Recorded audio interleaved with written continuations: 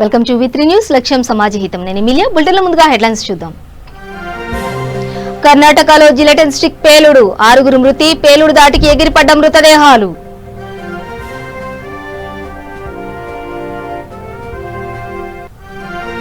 రాష్ట్రంలో రేపటి నుండి పాఠశాలల పునః ప్రారంభం, భద్రతా చర్యలపై అధికారులతో సీఎస్ సోమేష్ కుమార్ సమీక్ష.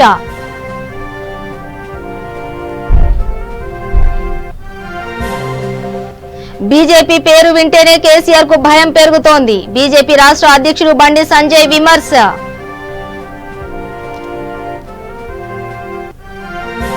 విశాఖలో జోరుగా వైసీపీలోకి చేరికలు, కండువా కప్పి పార్టీలోకి ఆహ్వానించిన ఎంపీ విజయసాయిరెడ్డి.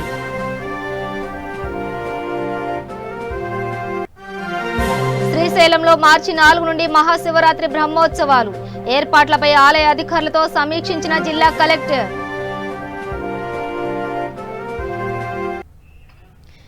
డీటెయిల్స్ చూస్తే కర్ణాటక శివమొగ్గ చిక్కబళ్లాపూర్ తాలూకాలోని హిరేనాగవేలిలో భారీ పేలుడు సంభవించింది.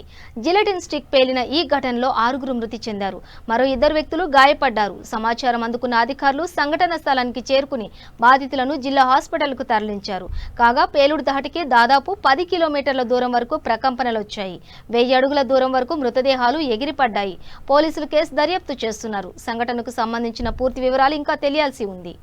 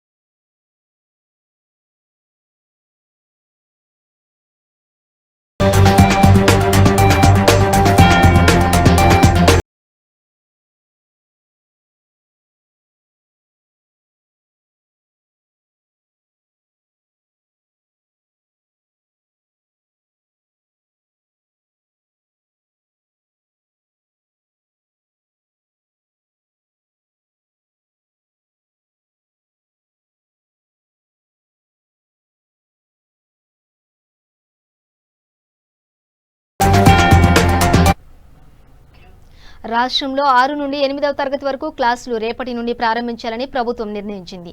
ఈ మేరకు రాష్ట్ర ప్రభుత్వ ప్రధాన కార్యదర్శి సోమేష్ కుమార్ జిల్లా కలెక్టర్లు, డీఈఓలు, బీసీ, ఎస్సీ, ఎస్టీ, మైనార్టీ శాఖలకు సంబంధించిన జిల్లా సంక్షేమ అధికారులతో టెలికాన్ఫరెన్స్ నిర్వహించారు.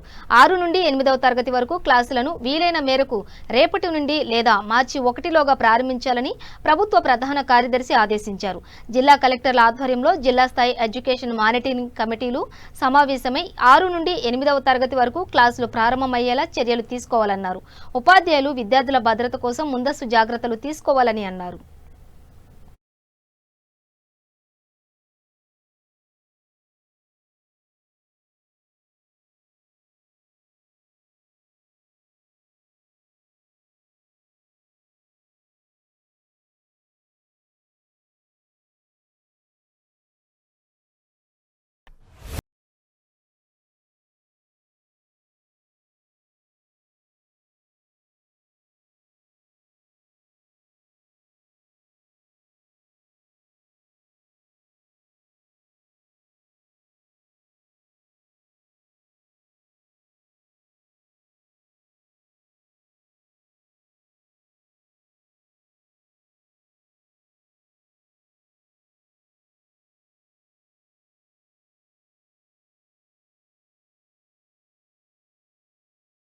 దేశాభివృద్ధిని కోరుకునే ప్రతి ఒక్కరిని బీజేపీలోకి స్వాగతిస్తున్నామని బీజేపీ రాష్ట్ర అధ్యక్షుడు బండి సంజయ్ అన్నారు.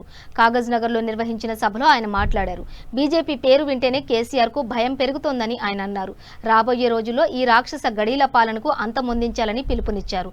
తెలంగాణలోని నిద్రలేని జీవులు 2 ఉన్నారని, వారిలో ఒకరు కేసీఆర్, ఇంకొకరు కేటీఆర్ అని ఆయన వ్యంగ్యంగా వ్యాఖ్యానించారు. రాజకీయ లబ్ధి కోసమే హైదరాబాద్ కేంద్ర పాలిత ప్రాంతం కాబోతోందని తప్పుడు ప్రచారం చేస్తున్నారని ఆయన మండిపడ్డారు. హైదరాబాద్ ను కేంద్ర పాలిత ప్రాంతం చేస్తామని ఎవరన్నారని ఆయన ప్రశ్నించారు. బీజేపీ ఎవరికీ వ్యతిరేకం కాదని ఆయన స్పష్టం చేశారు. కార్యదర్శి भारत माता की బండి సంజయ్ గారి నాయకత్వం బండి సంజయ్ గారి నాయకత్వం బీజేపీ రాష్ట్ర కోర్ కమిటీ సభ్యులు పెద్దపల్లి శ్రీ దుగ్గేల ప్రదీప్ గారు రాష్ట్ర ప్రధాన కార్యదర్శి.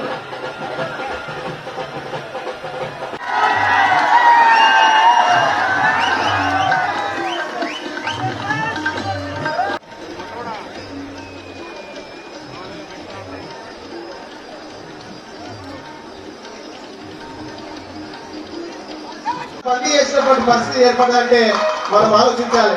ఎటువైపోతుంది తెలంగాణ? ఏమైపోతుంది తెలంగాణ? ఏమైపోతుంది రా తెలంగాణ? బీజేపీ అధ్యక్షులు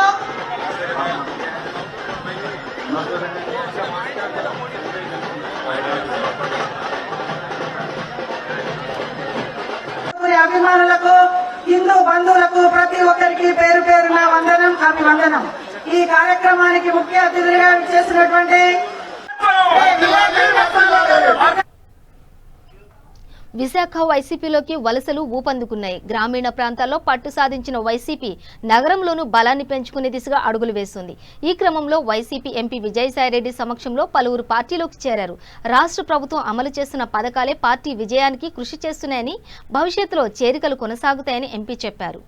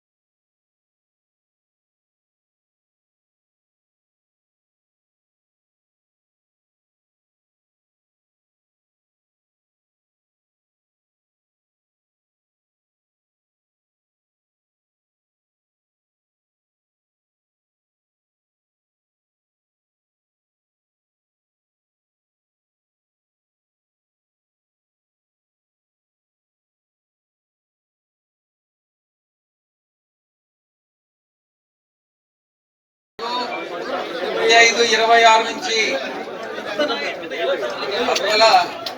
నరసింహరావు గారు, నరసింహరాజు గారు, శ్రీనివాస్ గారు, వెంకట్రావు గారు, ప్రముఖ నాయకులందరూ కూడా ఈరోజు వైఎస్ఆర్ కాంగ్రెస్ పార్టీలో చేరడం జరిగింది. పార్టీని బలోపేతం చేసుకునే దాంట్లో అందరినీ కూడా కలుపుకుంటున్నాం. టీడీపీ నుంచి, తెలుగుదేశం పార్టీ నుంచి వలసలు ప్రారంభమయ్యాయి. మన పార్టీ మరింత బలోపేతమై జీవీఎంసీ ఎన్నికల్లో మనం విజయం సాధించి విశాఖపట్నాన్ని నిర్మించాలని, అందుకు మీరందరూ కూడా సహకరించాలని మీ అందరినీ కోరుకుంటూ మీ దగ్గర సెలవు తీసుకుంటాం. నరసింహరాజు గారు, అప్పల నరసింహరాజు గారు టీడీపీ అభ్యర్థిగా నామినేషన్ వేశారు. ఆయన మన పార్టీలో చేరడం నిజంగా చాలా ఆనందకరమైనటువంటి విషయం. మంచి సంతోషాన్ని ఇస్తామండి. తప్పకుండా విజయం సాధిస్తామని చేస్తారని నేను ఆశాభావం వ్యక్తం చేస్తున్నాను. శ్రీశైల మహాక్షేత్రంలో మహాశివరాత్రి బ్రహ్మోత్సవాల నిర్వహణపై శ్రీశైల దేవస్థాన కార్యనిర్వహణాధికారి కార్యాలయంలో జిల్లా కలెక్టర్ జి వీరపాండ్యన్ సమీక్ష నిర్వహించారు. మార్చి 4 నుండి 14వ తేదీ వరకు 11 రోజుల పాటు శ్రీశైలంలో మహాశివరాత్రి బ్రహ్మోత్సవాలు జరగనున్నాయి. ఈ నేపథ్యంలో ఉత్సవాలు విజయవంతంగా నిర్వహించేలా అధికారులతో చర్చించారు. ఆలయ కమిటీ పలు సూచనలు, సలహాలు ఇచ్చారు. కోవిడ్ నిబంధనల మేరకు అన్ని ఏర్పాట్లు పకడ్బందీగా చేపట్టాలని సూచించారు. ఈ కార్యక్రమంలో SP doctor K Fakirappa, Srisailam దేవస్థానం ఈవో రామారావు, జీఆర్ఓ పుల్లయ్య, అన్ని శాఖల అధికారులు, జిల్లా అధికారులు పాల్గొన్నారు.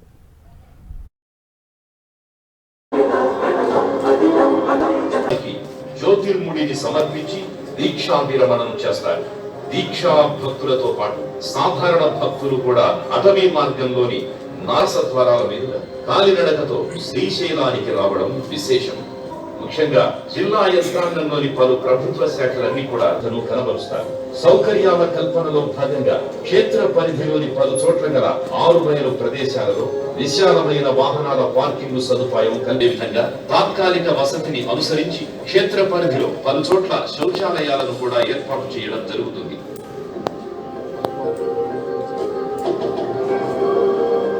వారిగా సరఫరా చేసే నీటి సామర్థ్యం, ఉత్సవాలలో భక్తుల రద్దీని బేరీజు వేసుకుంటూ నీటి సరఫరాకు తగు ముందస్తు జాగ్రత్తలు తీసుకోబడతాయి. ఇందులో భాగంగా శ్రీశైలంలోని పలు ప్రదేశాలలో వీలైనంత మేరకు మంచినీటి కుళాయిలు, రక్షిత మంచినీటిని కూడా భక్తులకు అందజేయాలి. ఇతర పార్టీకి చెందిన నాయకులను దొంగలు, దేశద్రోహులు అని విమర్శించిన బీజేపీ వారినెందుకు పార్టీలోకి ఆహ్వానిస్తుందని TPCC working president Ponnam Prabhakar ప్రశ్నించారు. బీజేపీ పార్టీలో సమర్థవంతమైన నాయకులు లేకపోవడంతో ఇతర పార్టీల నాయకులను చేర్చుకుంటున్నారా అని విమర్శించారు. బీజేపీ రాష్ట్ర అధ్యక్షులు బండి సంజయ్ వ్యాఖ్యలపై ఆయన స్పందిస్తూ వేరే పార్టీకి చెందిన నాయకులను ఎందుకు జాయిన్ చేసుకుంటున్నారో జవాబు చెప్పాలని డిమాండ్ చేశారు. పార్టీ కోసం పనిచేసిన వారిని పక్కన పెట్టి ఇతర నాయకులను జాయిన్ చేసుకుని అందలం ఎక్కిస్తున్నారని ఆగ్రహం వ్యక్తం చేశారు. కార్యకర్తలకు బీజేపీ అన్యాయం చేస్తోందని ఆరోపించారు. దేశంలో అన్ని రంగాలను ప్రైవేటీకరణ చేస్తున్న బీజేపీ పట్ల ఎందుకు ఆకర్షితులవుతున్నారని ఇతర పార్టీల నేతలను ప్రశ్నించారు. పార్టీ పట్ల ఆలోచన చేసి బీజేపీకి వ్యతిరేకంగా భారత నిర్మాణంలో కాంగ్రెస్ పార్టీలోనే ఉండి ముందుకు సాగాలని పిలుపునిచ్చారు. దేశం కోసం, ధర్మం కోసం అనే బీజేపీ పార్టీ గుంటకాడి నక్కల్లాగా, కొత్త బిచ్చగాళ్ళలాగా, వెధవల్లాగా వేరే పార్టీ నాయకులను ఎందుకు జాయిన్ చేసుకుంటున్నారో జవాబు చెప్పాలని డిమాండ్ చేస్తా ఉన్నా. అదేవిధంగా ఇన్ని రోజులు చెమటోడ్చి కష్టపడి బీజేపీ పటిష్టతకు కష్టపడ్డ బీజేపీ కార్యకర్తల మీరు కూడా ఆలోచించండి. మిమ్మల్ని కాదని వేరే పార్టీ వాళ్ళకి తీసుకొచ్చి అందరం ఎక్కిస్తా ఉన్నారు. ఉదాహరణ డీకే అరుణ గారు కాంగ్రెస్ పార్టీ పదవులను అనుభవిస్తే ఇవాళ మీ జాతీయ ఉపాధ్యక్షురాలు, మీ దగ్గర సమర్థత ఉన్న నాయకులు లేరా అని అడుగుతా ఉన్నా. ఈ విధానాన్ని మీకేం తెలంగాణలో ఉన్నటువంటి కాంగ్రెస్ నాయకులకు, తెలంగాణలో ఉన్న ఇతర పార్టీ నాయకులు తెలంగాణ తలుపులేసి దొంగతనంగా తెచ్చుకున్నారన్న తర్వాత కూడా మీరు ఆ పార్టీలో చేరుతున్నారంటే మీ రక్తంలో తెలంగాణ లేదా అని అడుగుతా ఉన్నాం. అంతేకాదు ఇలా దేశం లోపల ఇప్పటి వరకు నిరుద్యోగ సమస్య కానీ లేదా ఇతరత్ర మొత్తం ప్రైవేటీకరణ చేసే ఈ పార్టీ ఎందుకు ఈ పార్టీ పట్ల ఆకర్షితులైతా ఉన్నారని అడుగుతాను. దయచేసి ఆలోచన చేయండి. ఇది ఒక వాపు 105 సీట్లలో మెజారిటీ రానటువంటి ఈ పార్టీ పట్ల ఆలోచన చేసి పార్టీకి వ్యతిరేకంగా భారత నిర్మాణంలో కాంగ్రెస్ పార్టీలోనే ఉండి ముందుకు పోమని కోరుతా ఉన్నాం. దేశం కోసం, ధర్మం కోసం అనే పేదలకు అందించే గృహాలకు సంబంధించి చేస్తున్న లేఅవుట్లు ప్రైవేటు వ్యక్తులు చేసే లేఅవుట్ల స్థాయికి ఏమాత్రం తగ్గకుండా తయారు చేయాలని పశ్చిమ గోదావరి జిల్లా కలెక్టర్ రేవు ముత్యాలరాజు అధికారులను ఆదేశించారు. ఏలూరు కలెక్టరేట్ నుండి ఇళ్ల నుండి నిర్మాణ కార్యక్రమంపై ఆయన సమీక్షించారు. ప్రతి లేఅవుట్లోనూ లబ్ధిదారులకు ఏ విధమైన అసౌకర్యం, ఇబ్బందులు కలగకుండా చూసుకోవాలని ఆదేశించారు. గృహ నిర్మాణంలో నాణ్యతా ప్రమాణాలు పాటించాలని అన్నారు. అన్ని శాఖల అధికారులు గృహ నిర్మాణ కార్యక్రమంలో పూర్తి స్థాయిలో నిమగ్నం కావాలని ఆదేశించారు.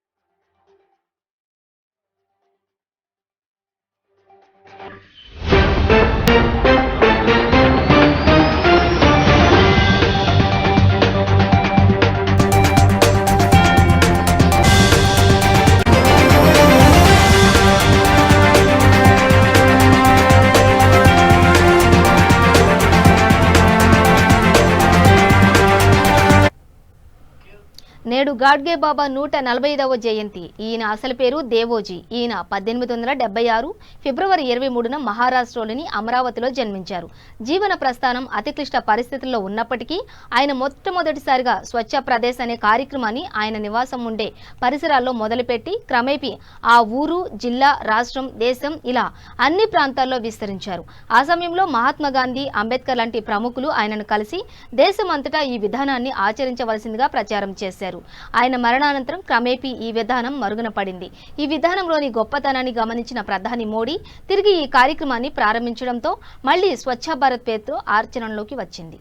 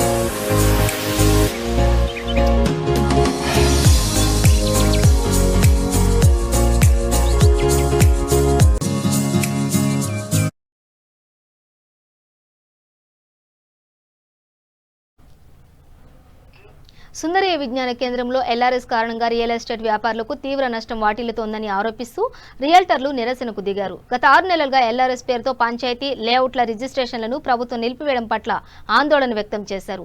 అన్ని జిల్లాల పరిధిలో వందలాది వెంచర్స్ లో గ్రామ పంచాయతీ అనుమతితో నాలా కన్వర్షన్ చేసి అభివృద్ధి చేశామని, ప్రభుత్వానికి అన్ని ఛార్జీలు చెల్లించి లేఅవుట్ చేశామని, చివరకు కస్టమర్లకు రిజిస్ట్రేషన్ చేయడం నిలిపేయడంతో ఇబ్బందులకు గురవుతున్నామని మండిపడ్డారు.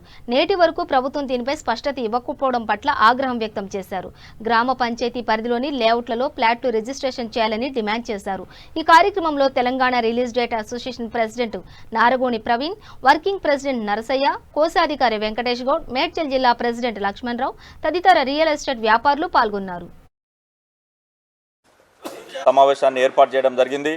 ఈ సమావేశానికి రాష్ట్రం నలుమూలల నుంచి పెద్ద ఎత్తున గ్రామ పంచాయతీ లేఅవుట్లు చేసిన యాజమాన్యులు తరలివచ్చారు. వారందరి డిమాండు ఈ రాష్ట్ర ప్రభుత్వం నిరంకుశంగా రాత్రికి రాత్రి దొంగచాటుగా ఆగస్టు 26వ తారీఖు తీసుకొచ్చినటువంటి 135 జీవోను రద్దు చేసి పాత లేఅవుట్లలో, నాలా కన్వర్షన్ జరిగిన లేఅవుట్లలో, గ్రామ పంచాయతీ లేఅవుట్లలో ఆగిపోయిన నిలిపివేసిన ప్లాట్లను ఎలాంటి షరతులు లేకుండా బేషరతుగా ప్రారంభించాలని ఈ సమావేశం, ఈ రౌండ్ టేబుల్ సమావేశం తీర్మానించడం జరిగింది. ఎందుకంటే తెలంగాణ ప్రభుత్వం ఏర్పడిన తర్వాత రాష్ట్రంలోని 33 జిల్లాలలో కొత్తగా అభివృద్ధి చెందుతుంటే నగరాలలో మరి ఔత్సాహికులు, నిరుద్యోగులు ఎంతోమంది ఉపాధి కోసం స్వయం ఉపాధిని ఎన్నుకొని ఈ గ్రామ పంచాయతీ లేఅవుట్లను చేయడం జరిగింది. దీనితో మరి స్వయం ఉపాధి లేకుండా పోయింది, ఉపాధి లేకుండా పోయింది. తెచ్చిన అప్పులు అట్లే అప్పులుగా మిగిలిపోయాయి. వడ్డీలు కట్టలేక సతమతమవుతున్నారు. ఈ గ్రామ పంచాయతీ లేఅవుట్లలో కొనుగోలు చేసిన వినియోగదారులు ఇబ్బందులు పడుతున్నారు. ప్రభుత్వం ఎల్ఆర్ఎస్ పేరుతో 135 జీవోను తీసుకొచ్చి మరి ఒకసారి సేల్ డీడ్ జరిగినటువంటి ప్లాట్లను రిజిస్ట్రేషన్ చేయండి, లేఅవుట్లలో ఉన్నటువంటి ప్లాట్లను రిజిస్ట్రేషన్ చేయొద్దని మరి తీర్మానించడం, ప్రభుత్వం సబ్ రిజిస్ట్రార్లకు ఆదేశాలు చేయడం జరిగింది. కాబట్టి మేము ఒకటే డిమాండ్ చేస్తున్నాం, తెలంగాణ స్టేట్ రియల్టర్స్ అసోసియేషన్ తరపున వెంటనే లేఅవుట్లలో ఉన్న ప్లాట్లను, గ్రామ పంచాయతీ లేఅవుట్లలో ఉన్న ప్లాట్లను రిజిస్ట్రేషన్ చేసి ఈ రియల్ ఎస్టేట్ రంగాన్ని రక్షించాలి, వెంచర్లు చేసిన ఓనర్లను, యాజమాన్లను, కస్టమర్లను రక్షించాలని డిమాండ్ చేస్తూ ఈరోజు సమావేశం ఏర్పాటు చేశాం. ఈ సమావేశంలో రాష్ట్ర అధ్యక్షుడు నారగోని ప్రవీణ్ గారు మాట్లాడతారు. ఈ ప్రభుత్వం ఈ రాష్ట్రంలో ఉన్నట్ట లేనట్ల అధికారులు ఏమైనా నిద్రపోతున్నారా? గ్రామ పంచాయతీ నల్గొండ జిల్లా కేంద్రంలో అధికార పార్టీ ఏర్పాటు చేసిన ఫ్లెక్సీలు వివాదానికి కారణమయ్యాయి. నల్గొండ, ఖమ్మం, వరంగల్ గ్రాడ్యుయేట్ ఎమ్మెల్సీ ఎన్నికలకు సంబంధించిన నామినేషన్లకు చివరి రోజు కావడంతో అధికార పార్టీ అభ్యర్థి పల్లా రాజేశ్వర్ రెడ్డి నామినేషన్ దృష్ట్యా పట్టణంలో భారీగా ఫ్లెక్సీలు ఏర్పాటు చేశారు. ఎన్నికల నిబంధనలకు విరుద్ధంగా ఫ్లెక్సీలు ఏర్పాటు చేశారని విపక్ష పార్టీలు ఎన్నికల అధికారికి ఫిర్యాదు చేశాయి. వెంటనే స్పందించిన రిటర్నింగ్ అధికారి ఫ్లెక్సీలను తొలగించాలని ఆదేశాలు జారీ చేశారు.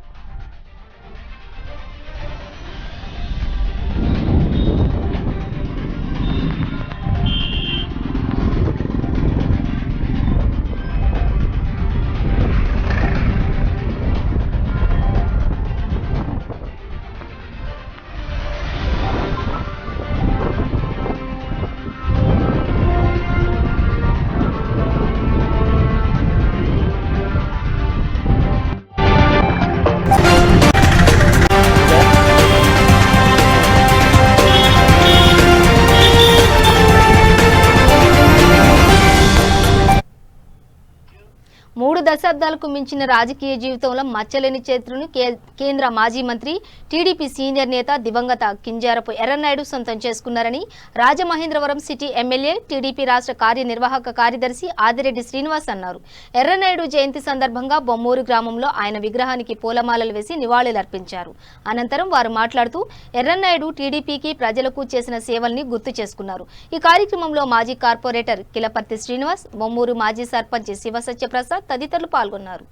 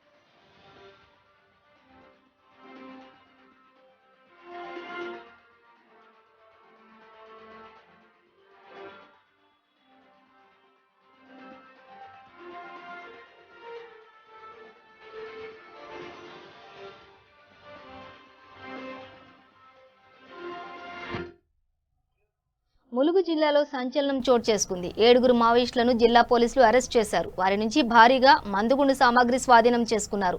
Pressure cooker bomb, beer bomb, బొంగు బాంబ్, టిఫిన్ బాంబ్లను స్వాధీనం చేసుకున్నట్లు పోలీసులు తెలిపారు. మావోయిస్టులను ఎస్పీ సంగ్రామ్ సింగ్ పాటిల్ మీడియా ముందు ప్రవేశపెట్టారు. మావోల కదలికలపై దృష్టి పెట్టిన పోలీసులు వారిని అదుపులోకి తీసుకున్నారు.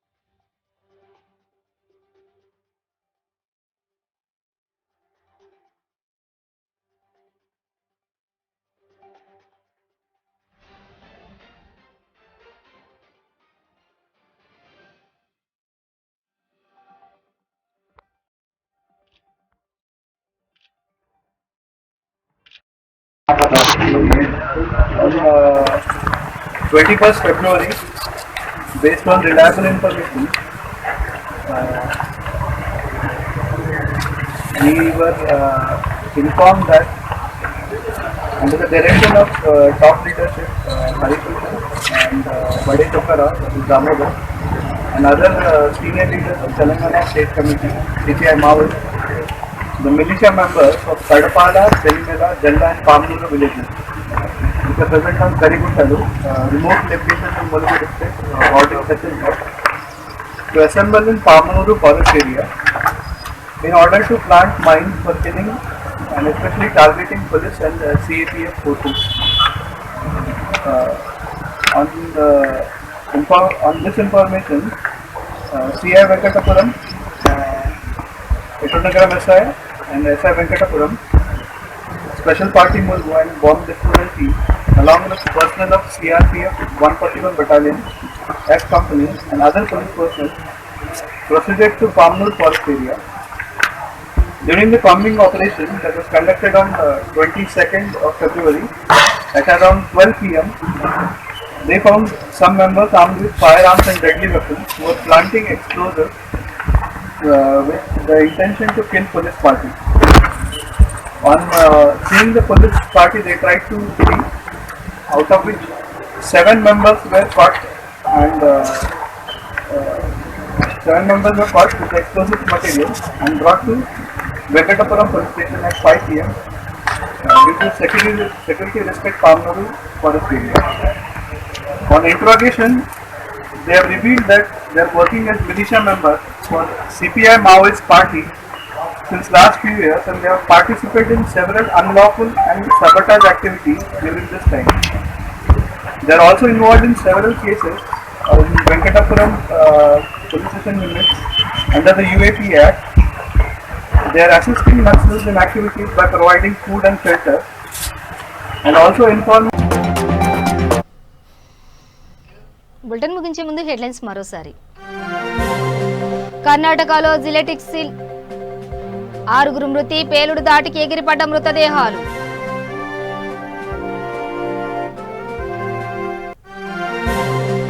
రాష్ట్రంలో రేపటి నుండి పాఠశాలలు పునః ప్రారంభం, భద్రతా చర్యలపై అధికారులతో సీఎస్ సోమేష్ కుమార్ సమీక్ష.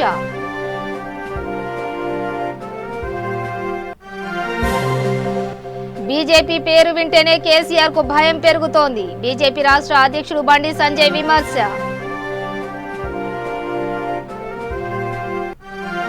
విశాఖలో జోరుగా వైసీపీలోకి చేరికలు, కండువా కప్పి పార్టీలోకి ఆహ్వానించిన ఎంపీ విజయసాయిరెడ్డి.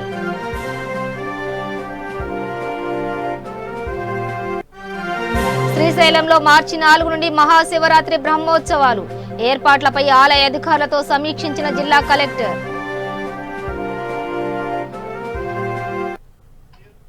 ఇవి బులెటిన్ డీటెయిల్స్. చూస్తూనే ఉండండి V3 న్యూస్, లక్ష్యం సమాజహితం.